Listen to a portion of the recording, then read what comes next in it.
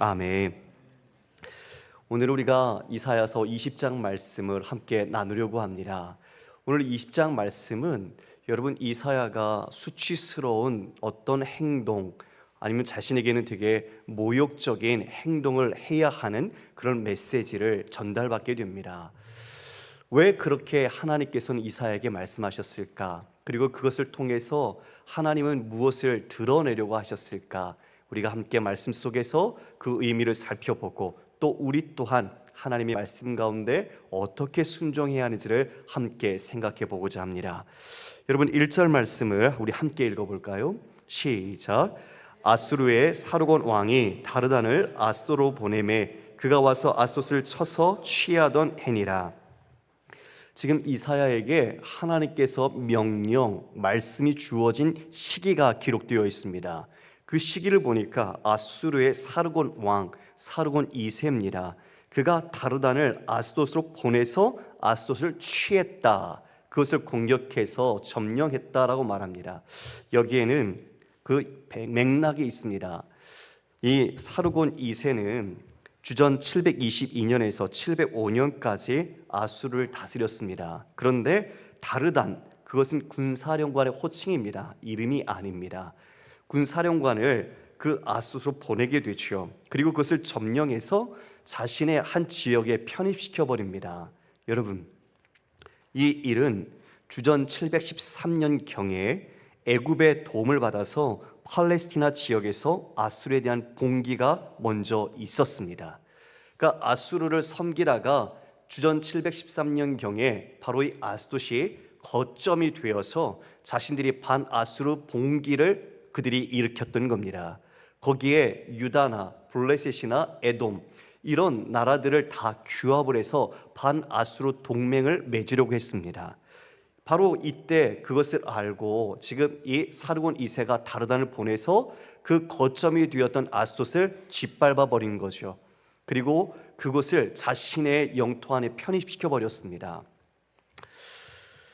아수르는 이제 그 아주리를 그의 형제 아히미티로 교체해서 문제를 해결하려고 했습니다. 그러니까 지금 이 아나돗이 자신들이 반아수르 봉기를 일으키고 그 아주리가 그런 일들을 행하자 아히미티로 교체를 해서 그 문제를 해결하려고 했는데 아스돗이 그것을 받아들이지 않았던 거죠. 그리고 오히려 그들은 야만이라는 사람을 통치자로 내세웠습니다. 반아수르 정책을 지지했고 그것을 지켰기에 이 아수르 군대를 진군시켜서 그와 같이 짓밟고 자신의 지역으로 편입시켰던 것을 보게 됩니다. 그때 통치자 야만이는 그들이 의지했던 애굽으로 도망쳤습니다. 이것은 히스기야가 아나돗의 봉기, 바로 반아수르의 길을 가려고 할 때 하나님께서 이 유다 백성들이 강대국인 애굽과 구스를 의지하지 않도록 경고하고자 말씀하신 내용입니다. 여러분, 우리 이미 18장에서 구스가 사절단을 보냈죠. 그래서 자신들과 함께 반아수르 봉기에 함께 동맹을 맺자. 그러나 분명히 하나님께서는 이사야를 통해서 다른 강대국을 의지하지 말 것을 분명하게 말씀하셨습니다. 바로 그러한 시기에 이 아수르의 반봉기를 일으킨 이들에 대해서 함께 가담하지 말 것을 지금 하나님은 이 시기에 이사야에게 이제 특별한 메시지를 주시는 겁니다. 그 메시지가 뭘까요? 여러분 2절 한번 같이 읽어보겠습니다. 시작. 그때에 여호와께서 아모스의 아들 이사야에게 말씀하여 이르시되 갈지어다 내 허리에서 배를 그르고 내 발에서 신을 벗을지니라 하시매 그가 그대로 하여 벗은 몸과 벗은 발로 다니니라. 바로 그러한 시대적 배경, 지금 정세 속에서 하나님의 말씀이 이사야에게 임한 겁니다. 어떻게 행동하라고 하십니까? 무언가 말을 선포하는 것이 선지자들이 해왔던 거라면 요번은 좀 다릅니다. 전하는 행위 자체의 표현이 다릅니다. 뭐로 하라고요? 몸으로요. 온 몸으로 하나님의 메시지를 표현하라는 겁니다. 입으로 전달하는 게 아닙니다. 그런데 그 몸으로 전달하는 것이 상당히 모욕적입니다. 여러분 지금도 중동 지방에는 아시는 것처럼 여성들이 전체 이 눈만 열어놓고 전체를 가리는 옷을 입지요. 그걸 차도르라고 합니다. 그리고 이 눈 부위만 보이는 부분이 있어요. 눈 부위만. 이것이 니캅. 그리고 눈 부위까지 망사로 가리는데 그걸 부르카라고 합니다. 그러니까 지금도 자신의 몸을 보여주지 않고자 그렇게 가리면서 다니는데, 그 당시에 지금 이 이사야에게 내 허리에서 배를 끌으라, 이게 무슨 말일까요? 자루옷이에요. 배를 두르라는 건 자루로 된 옷인데 이걸 벗으라는 겁니다. 그리고 신발을 신지 말래요. 그러니까 학자들마다 이견은 있지만 전체의 옷을 다 벗었다, 혹자는 다 벌거벗은 몸은 아니었다, 이렇게 이야기합니다. 어떻든 간에 그 옷을 벗은 것 자체가 이미 그 당시의 사회적 문화와 그 맥락 속에서는 상당한 수치였던 거예요. 그런 모습을 하라는 거예요. 왜 그렇게 하라고 그랬을까요? 말로 안 되니까요. 이미 마음이 다 썩어서 하나님께서 그렇게 말씀을 주셨는데도 그 말씀을 듣지 않으니까요. 그러니까 그들에게 경종을 울리기 위해서 이런 극단적인 표현까지 해서라도 그들이 하나님의 말씀에 귀 기울이고 다시 돌아오도록 하라고 이 이사야에게 그렇게 말씀하신 거예요. 자, 여러분, 그러면 제가 한번 질문할게요. 하나님께서 설사 그렇게 이사야에게 말했을 때 이사야의 어떤 심정은 여기에 기록되지 않아요. 여러분 어떻게 하실래요? 만약 그렇다면 누구누구에게 이렇게 얘기한 거예요. 저에게 만약 주자면, 종원아, 지금 이 시대가 워낙 부패하고 사람들이 타락해서 내 하나님의 말씀을 듣지 않는구나. 네가 팬티만 입고 길거리에 돌아다녀라. 진짜 수치가 뭔지 보여줘라. 좋은 옷 입고 좋은 차 타고 먼지르르게 하고 있지만 그들의 썩은 속내를 네 수치스러운 모습으로 보여줘라. 주님, 어떻게 제가 그걸 할 수 있을까요? 제게 만약 그렇게 말씀을 주셨다고 해도 저는 고민했을 것 같아요. 하나님, 그래도 저 목사인데요. 그리고 제정신이 좀 있잖아요. 그런데 어떻게 사람들이, 그리고 꼬맹이들도 있고 수많은 사람들이 있는데 어떻게 그렇게 내 사는 지역에서, 집에서, 근처에서 다닐 수 있겠어요? 하나님, 그것만큼은 좀 아닌 것 같아요. 다른 건 없을까요? 얼마든지 그렇게 할 수 있지 않을까요? 그렇게 물을 수 있지 않을까요? 그런 말이 없어요. 그런 말이 없어요. 하나님의 말씀에 이사야가 절대적으로 순종합니다. 토달지를 않아요. 이사야, 여호와는 구원이시다라는 이름처럼 그는 진짜 구원이 어디에 있는지 자신의 온몸으로 마치 행위 예술을 하는 사람들이 퍼포먼스를 하듯 그렇게 합니다. 예레미야 17장 5절 말씀 우리 함께 읽어보겠습니다. 시작. 여호와께서 이와 같이 말씀하시니라. 무릇 사람을 믿으며 육신으로 그의 힘을 삼고 마음이 여호와에게서 떠난 그 사람은 저주를 받을 것이라. 왜 이렇게 수치스럽고 모욕된 모습까지 이사야에게 하라고 하셨습니까? 백성들 돌아오라는 거죠. 하나님의 말씀에 순종하라는 거죠. 그런데 그들의 마음이 워낙 지금 목석처럼 굳어 있어서 하나님의 말씀에 반응하지 않는 겁니다. 다른 걸 의지했죠. 아수르를 의지하고 다른 애굽을 의지하고 강대국을 의지하려고 했던 그들의 모습 속에서 하나님은 지금 나를 의지하라. 이스라엘 백성, 남유다, 하나님의 백성답게 하나님을 의지할 것을 말씀하시는 거죠. 다른 것을 절대 의지하지 말아야 하는데 하나님의 백성이 자신의 신분과 정체성을 망각하고 다른 강대국을 힘으로 삼으려 하고 있으니 하나님이 이사야에게 이런 극단적인 표현까지 하도록 말씀하셔서 자기 백성을 일깨우려고 하신 것입니다. 성도 여러분, 지금 시대는 어떻습니까? 저를 보세요. 참 편리하고 기술이 발달했고 우리의 삶에서는 더 호화로운 모습들로 살아갑니다. 우리가 예수 그리스도를 믿음으로 말미암아 우리 또한 복음을 전합니다. 근데 여러분, 복음을 여러분이 선포할 때 사람들이 그 복음을 잘 받아들이던가요? 그 복음을 기뻐하며 잘 듣던가요? 아니면 그 복음에 대해서 당신이나 열심히 믿으시오, 나는 나중에 내가 생각해 보겠소. 이렇게 반응을 하던가요? 지금은요, 말로 복음을 전해서 그 사람이 돌아온다는 게 너무 어려운 시대가 되었습니다. 왜 그럴까요? 물론 그 배경에는 우리가 하나님의 뜻대로 살지 못하는 삶의 신실한 증거가 없기 때문일 수도 있습니다. 하도 기독교인들이 사회적으로 어렵고 문란하게 일을 일으키니 개독교라고 말하는 비난도 우리는 그것에서 이유를 발견할 수 있을 것입니다. 정말 우리는 어떻게 하나님의 메시지를 전해야 할까요? 하나님의 말씀을 여러분 모두가 함께 어떻게 살아내야 할까요? 이것은 후반부에서 함께 나누도록 하겠습니다. 지금 하나님께서 말이 아닌 행동으로 보이도록 하신 겁니다. 그들과 동맹을 맺지 말라고 강력하게 경고의 메시지를 주신 겁니다. 성경에는 이렇게 표적 행위라고 말하는 선지자들이 말이 아니라 입술이 아니라 자신의 삶이나 행함, 어떤 행동으로 표현하는 것들이 기록되어 있습니다. 여러분, 호세아 선지자는 어떻게 살았죠? 하나님께서 음란한 여인 고멜과 결혼하라고 하셨습니다. 어떻게 그럴 수 있을까 싶은 그 결혼, 가장 고귀하고 거룩하고 아름다워야 할 부부 아닙니까?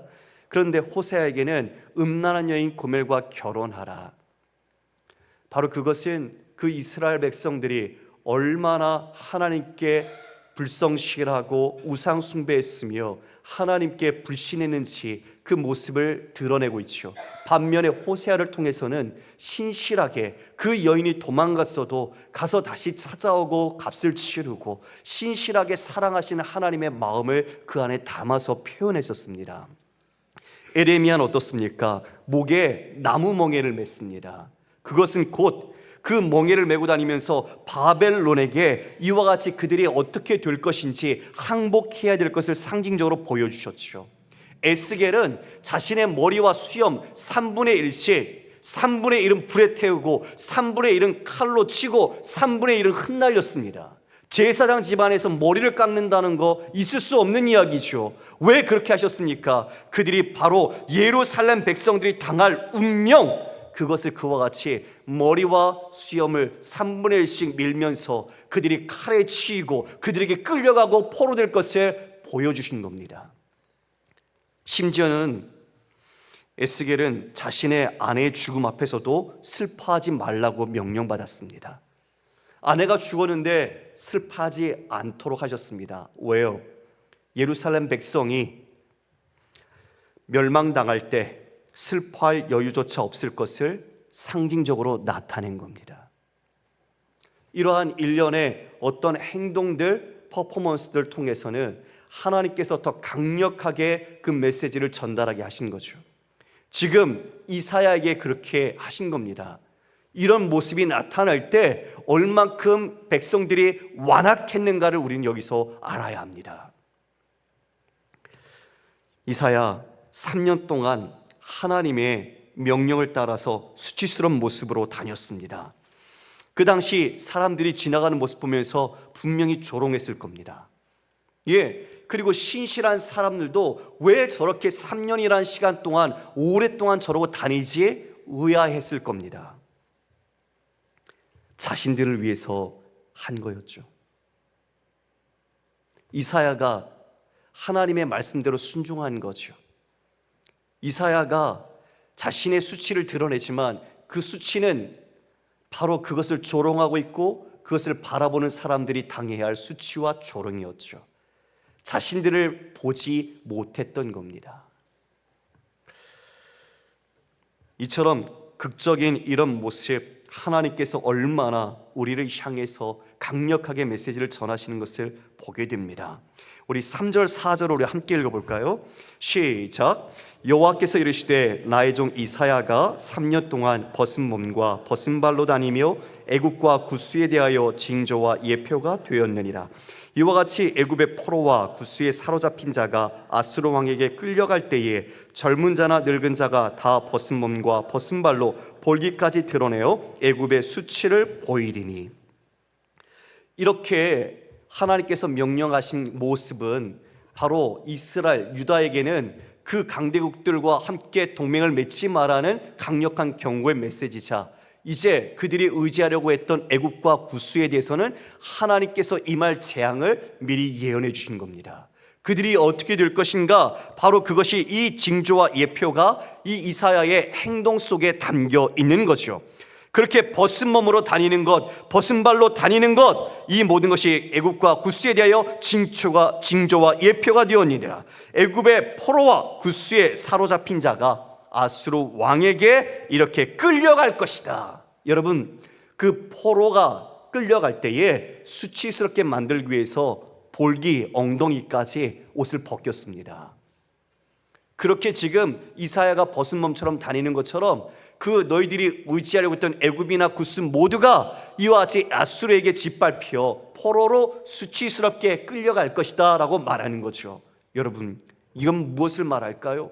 구스와 애굽은 자신의 힘을 삼고 의지하려고 했던 대상들입니다. 이것은 우리의 이 시대에 뭐로 말할 수 있겠습니까? 지금 어떤 나라가 외교에서 강대국을 의지할 수도 있겠지만 우리 개인에게 적용해 본다면 무엇이 될 수 있겠습니까?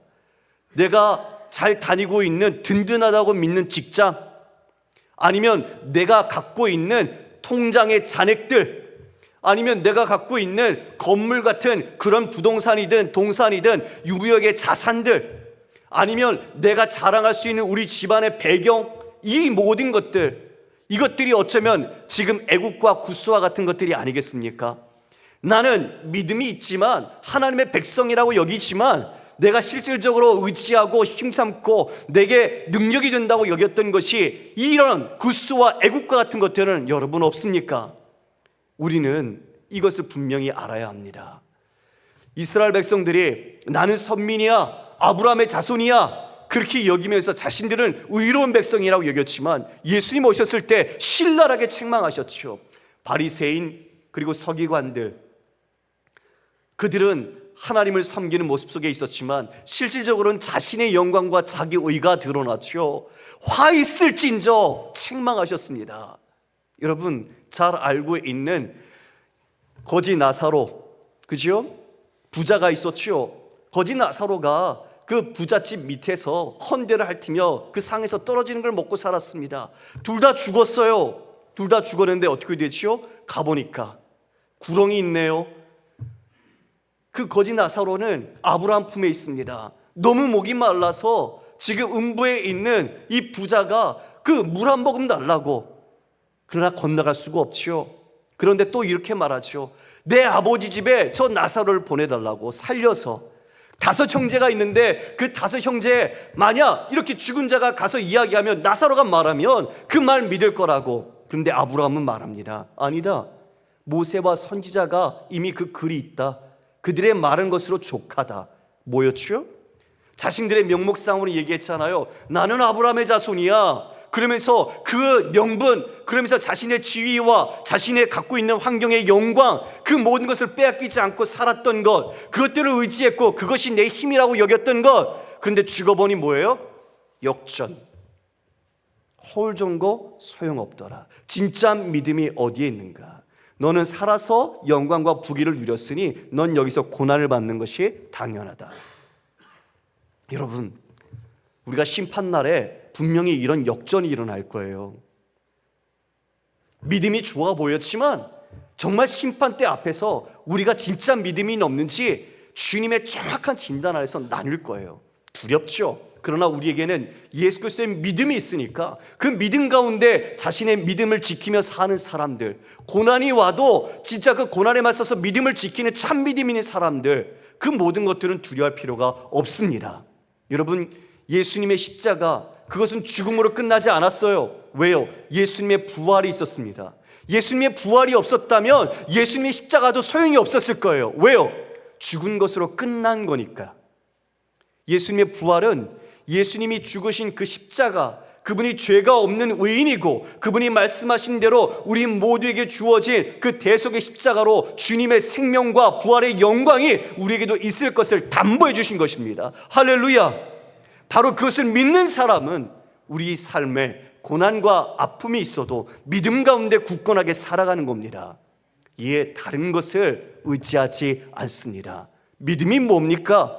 하나님 외에는 구원이 없다. 예수 그리스도 외에는 구원의 길이 없다. 그것을 믿는 것 아니겠습니까? 바로 그 믿음, 우리에게는 다른 대안이 없습니다. 예수 그리스도를 신뢰함으로, 예수 그리스도를 온전히 의지함으로 가는 믿음의 백성이 되시기를 주의 이름으로 축원합니다. 지금 이처럼 그들이 다 벌기까지 내며 수치를 보일 것이다. 구스 그렇게 세계 제국을 제패할 것처럼 기대를 했지 이루지 못할 것이다. 애굽 찬란한 영광을 자랑했지만 그 영광 다 쇠할 것이다. 그들이 엉덩이 볼기까지 드러내면서 수치스럽게 포로로 끌려갈 것이다 라고 말합니다. 이에 이렇게 그 5절에 이것을 본 반응들이 나타나죠. 우리 5절 함께 읽어볼까요? 시작. 그들이 바라던 구스와 자랑하던 애굽으로 말미암아 그들이 놀라고 부끄러워할 것이다. 그렇게 애굽, 구스, 강대국을 의지하며 힘으로 삼았어요.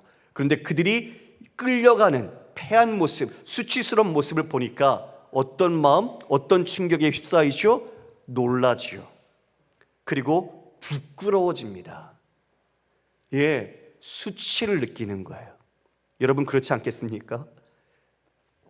다른 사람들에게 나는 이런 힘이 있어, 내게는 이게 삶의 중심이야, 그렇게 자랑했던 것들이 다 무너지는 순간, 마치 모래 위에 지은 집이 가장 멋지고 아름답게 보이지만 하나님이 한번 흔들자 다 사라졌을 때 정말 반석에 지으면서 오랫동안 고생하고 그 모든 노고로 지어서 단단하게 세운 사람들에게 부끄러움을 당하지 않겠습니까?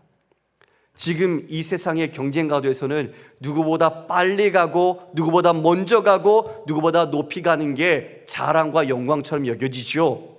그런데요, 여러분 결국을 보셔야 됩니다.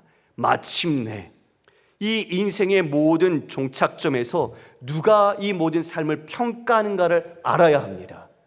아무리 빨리 왔어요, 아무리 많은 것을 가졌어요, 남들보다 뛰어난 업적에 있어요, 그러나 그 삶이 예수 그리스도 반석 위에 기초하지 않으면 fail, 영원한 지옥입니다. 그러나 못나 보이고 연약하고 더디지만 믿음으로 우직하게 그 인생을 살아낸 사람, 비록 다른 사람들에게는 인기도 없고 인정받지 못했을지라도 하나님 앞에 신실하게 믿음으로 살아낸 사람, 그리스도의 반석 위에 자신의 인생의 집을 지은 사람은 마지막 그날에 영원한 생명, 천국으로 들어가게 될 것입니다. 할렐루야. 우리는 이것이 지혜입니다. 우리가 이 지혜를 가지고 우리의 삶을 걸어가야 할 것이죠.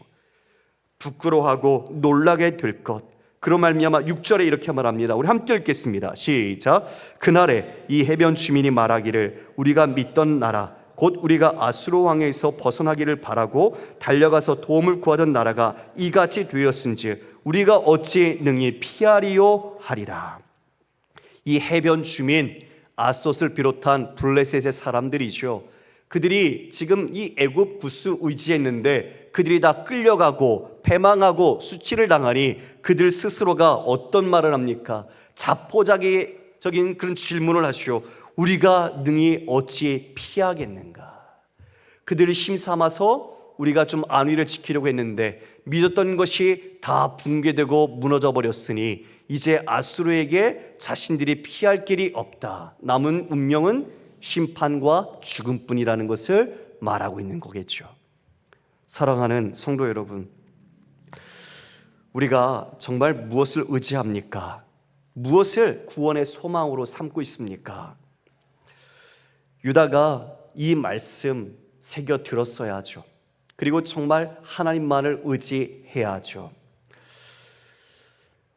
안타깝게도 주전 701년에 아수르 왕 사네립은 해안길을 따라서 블레셋과 그리고 페니키아 전체를 진압합니다. 그리고 유다를 침공하죠. 유다의 46개 성읍이 점령당합니다. 그때 애굽과 구스는 도움을 주지 못했습니다. 아까 말씀드렸던 그 아나돗의 지도자 야만이 그 아수르가 쳐들어오자 믿었던 애굽으로 피난을 가지요 도망쳤습니다. 그런데 애굽이 어떻게 했을까요? 애굽이 아수르와 충돌을 피하기 위해서 야마니를 아수르의 종으로 넘겨버렸습니다. 믿는 도끼에 발등 찍힌다고 그들은 자국의 이익을 따라서 얼마든지 변하는 그런 대상이었던 거죠. 믿을 수 없는 대상, 자신들을 구원해 줄 수 없는 대상이었던 겁니다. 여러분, 무엇을 의지하시겠습니까? 세상의 것을 의지하는 순간 여러분은 결국 수치를 당하게 될 것입니다. 그러므로 우리는 오직 예수 그리스도 한 분만을 의지해야 합니다. 이사야가 자신의 수치스러운 모습으로 참 남유다 백성들이 그 심판에서 벗어나고 하나님의 구원의 길로 가기로 그 온몸으로 외쳤던 것처럼 우리를 구원하기 위해 수치의 길을 가신 분이 계십니다. 예수 그리스도십니다. 예수 그리스도께서 그 모든 옷이 벗겨지고 그 수치스러운 십자가에 벌거벗은 몸으로 못 박히셨습니다. 이사야 또한 백성들을 위하여 그들의 수치스러움을 자신의 모습으로 나타내고 이야기하고 증거했는데 예수님께서는 바로 우리가 수치스러워야 함에도 불구하고 우리 대신 그 모든 수치와 저주의 십자가를 지셔서 우리의 수치를 덮어주시고 우리에게 영원한 생명과 구원을 허락해 주셨습니다. 사랑하는 성도 여러분, 오늘 굿수 이 애굽에 대한 예언은 역사적으로 성취되었습니다. BC 671년경에 아수르의 에살하돈이 멤피스 성을 포함하여 하부 이집트를 점령했지요. 그리고 주전 665년에 오스나발이 상부 이집트 테레스를 정복했습니다. 오늘 말씀처럼 강력한 제국이라 할지라도 아수르 하나님의 말씀에 따라 이와 같이 성취된 것을 보게 됩니다. 우리 모두 죄와 수치를 당해야 했지만 그 수치를 짊어지시고 우리를 구원하신 예수 그리스도 외에는 구원의 길이 없는 것을 다시 한번 우리의 마음속에 깊이 새깁시다. 사도행전 4장 12절 말씀 우리 함께 읽어볼까요? 시작. 다른 이로서는 구원을 받을 수 없나니 천하 사람 중에 구원을 받을 만한 다른 이름을 우리에게 주신 일이 없음이라 하였더라. 아멘. 다른 이름 없습니다. 오직 구원의 이름은 예수 그리스도입니다. 자, 그럼 예수 그리스도께서 우리를 구원해 주셨고 우리가 예수 그리스도로 그 의를 옷 입었습니다. 수치스럽게 벌거벗겨진 우리를 예수님께서 이루신 그 의로 우리에게 그 옷을 입혀주셨죠. 이제 그러면 우리는 그 옷을 입었는데 여러분, 문제는 now what? 어떻게 해야 하느냐입니다. 여러분, 예수 그리스도로 옷 입은 우리가 어떻게 살아야 합니까? 아까 잠시 말씀드린 것처럼 이 시대는 우리의 말이 어쩌면 더 이상 신뢰를 얻지 못하는 그런 지경에 이르렀습니다. 그렇다면 우리는 이제 우리의 온 삶으로 우리도 주님의 메시지를 입고 전해야 되지 않겠습니까? 그리스도로 옷 입었다면 그리스도로 옷 입은 것을 주님의 말씀을 우리도 드러내야 되지 않겠습니까? 그것은 바로 우리의 온 삶으로 예수 그리스도를 드러내는 것입니다. 할렐루야! 여러분이 말과 행동과 삶의 모든 행위와 인격, 그 모든 총체적인 삶이 바로 예수 그리스도로 옷 입은 자답게 여러분이 살아갈 때 바로 여러분이 메시지를 입고 이 땅에서 다시 이사야처럼 이 세상의 사람들의 길을 잃고 수치스러운 줄 모르고 있지만 진짜 입어야 할 옷이 무엇인지, 진짜 생명과 구원의 길이 어디에 있는지 바로 우리의 온 삶과 우리의 행실과 우리의 모든 믿음을 통해서 증명하고 나타내야 할 것입니다. 그러므로 여러분, 사랑하십시오. 손해를 보시더라도 우리가 함께 주님의 사랑과 은혜를 증거하십시오. 세상은 너무 자기 중심적이고 이기적입니다. 자기밖에 모릅니다. 그러나 그 세상 가운데 우리 자신이 예수 그리스도께서 자신을 낮추시고 이 땅에 오신 것처럼 그 겸손과 온유로 우리 또한 내 모든 것을 내어주고 희생하고 헌신하고 섬기고 주님의 마음으로 겸손하게 행할 때 이 세상은 바로 우리를 통해서 예수 그리스도를 보게 되고 자신들의 수치스러운 모습에서 돌이켜 생명의 구원의 길로 이르게 될 것입니다. 우리 모두가 이 길 손잡고 끝까지 한 명도 낙오하지 않고 믿음의 길 뚜벅뚜벅 주님 오시는 그날까지 걸어가기를 주님의 이름으로 축원합니다.